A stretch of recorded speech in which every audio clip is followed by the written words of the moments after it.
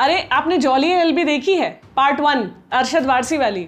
अगर देखी है तो उसका वो कोर्ट सीन ज़रूर याद होगा जब वकील बने बोमन ईरानी जज बने सौरभ शुक्ला से लड़ पड़ते हैं।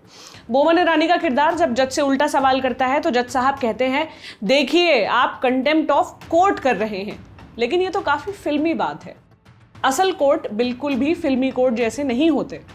हम ये आज आपको क्यों बता रहे हैं? क्योंकि एक है मामला सुप्रीम कोर्ट की अवमानना का, यानी कंटेम्प्ट ऑफ कोर्ट का। आरोप सुप्रीम कोर्ट के ही मशहूर वकील प्रशांत भूषण पर लगे हैं। तो चलिए इसी बहाने जान लेते हैं कि कंटेम्प्ट ऑफ कोर्ट होता क्या है, आसान भाषा में मेरे यानी प्रतीक्षा के साथ। सबसे पहले मामला क्या है? सुप्रीम कोर्ट के वकील प्रशांत भूषण ने अपने ट्विटर अकाउंट से 2 ट्वीट किए जिन्हें सुप्रीम कोर्ट ने अवमानना करार दिया है। इन ट्वीट्स को लेकर कोर्ट ने वकील प्रशांत भूषण और ट्विटर इंडिया को नोटिस भी दिया है।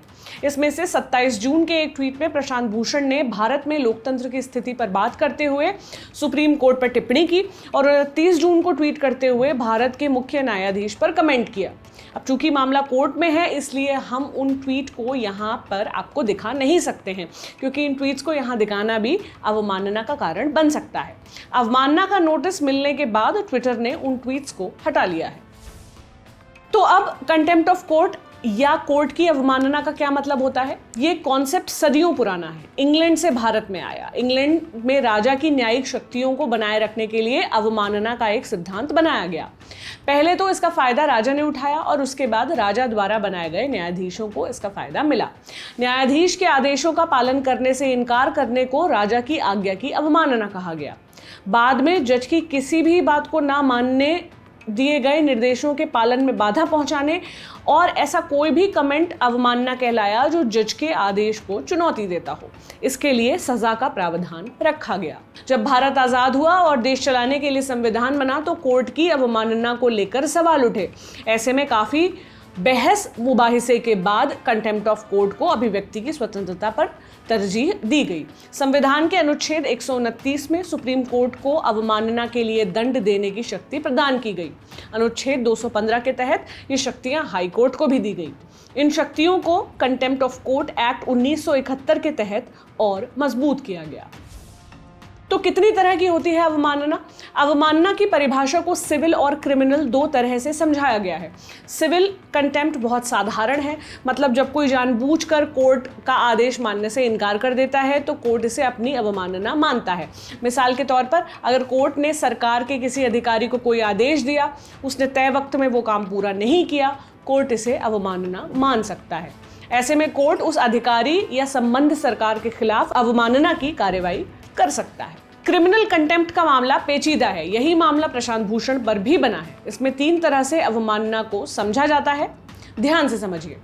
लिखे और बोले गए शब्द, चिन्ह या कोई एक्शन जिससे किसी कोर्ट की गरिमा को गिराया जाए या गिराने की कोशिश की जाए, कोर्ट को अपमानित किया जाए या ऐसा करने की कोशिश की जाए।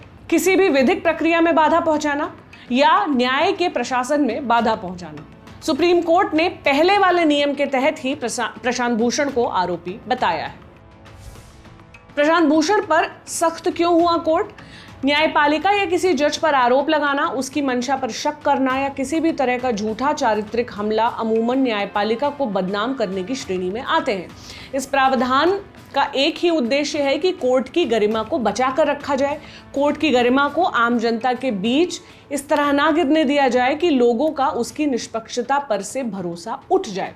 प्रशांत भूषण के कमेंट्स को भी इस श्रेणी में रखा गया है। कोर्ट का मानना है कि जो भी प्रशांत भूषण ने अपने ट्विटर अकाउंट पर लिखा उससे कोर्ट की गरिमा पर असर पड़ता है। हालांकि कोर्ट की कार्यवाही की सही रिपोर्टिंग या जानकारी साझा करना कंटेम्प्ट ऑफ कोर्ट की परिभाषा में नहीं आता। केस खत्म हो जाने के बाद कोर्ट के द्वारा दिए गए किसी फैसले की उचित और न्यायसंगत आलोचना को भी कोर्ट अवमानना नहीं मानता। मिसाल के तौर पर अगर किसी को फैसले में कोई तकनीकी कमी लगती है तो वो लिख या बता सकता है कि फैसले में तकनीकी कमी रह गई है। कंटेम्प्ट ऑफ कोर्ट या कोर्ट की अवमानना के मामले में 6 महीने की जेल या 2000 रुपए का जुर्माना या दोनों चीजें हो सकती हैं। यहीं से एक और सवाल उठता है, क्या किसी जज की आलोचना को सुप्रीम कोर्ट की आलोचना माना जाना चाहिए? क्या जज के बारे में सोशल मीडिया पर लिखना कोर्ट की आलोचना हो सकती है? ललन टॉप ने कानून के जानकार और नेशनल लॉ यूनिवर्सिटी हैदराबाद के प्रोफेसर फैजान मुस्तफा से बात की। उनका कहना है, देखिए, बहस के लिए ये आर्गुमेंट सही है कि किसी एक जज का आलोचना जो है वो पूरी न्यायपालिका की आलोचना नहीं है जी। लेकिन जो कंटेम्प्ट का लॉ है वो ये कि जजमेंट का क्रिटिसिज्म होगा, जजेस का नहीं होगा। अच्छा, यानी जजेस को आप कोई मोटिव जो है उनके जजमेंट के लिए कि इन्होंने इस वजह से गलत जजमेंट दे दिया, ये एट्रीब्यूट नहीं करेंगे। अच्छा, अब अच्छी बात यह है कि जुडिशरी कंटेम्प्ट की पावर इस्तेमाल ना करे।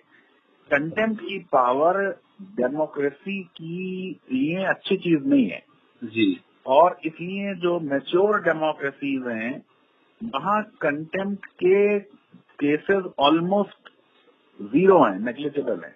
अच्छा, कोई होता है जी। और जजेस वहाँ के ये कहते हैं कि हमें अपनी डिग्निटी बनाने के लिए कंटेम्प्ट की पावर नहीं चाहिए। हमारी जो अपनी कंडक्ट होगी, जो हमारे जजमेंट्स होंगे, उससे ही समाज जो है वो हमारी इज्जत करेगा। ओके, तो किसी भी जज को ये नहीं समझना चाहिए कि ये जो शक्ति उसको दी गई है कंटेम्प्ट ऑफ कोर्ट एक्ट में 1971 में, और ये जो है अभिव्यक्ति का जो अधिकार है उसका एक एक्सेप्शन है अनुच्छेद 19 क्लॉज 2 में संविधान में क्योंकि डेमोक्रेसी में सारे ओपिनियन आने चाहिए।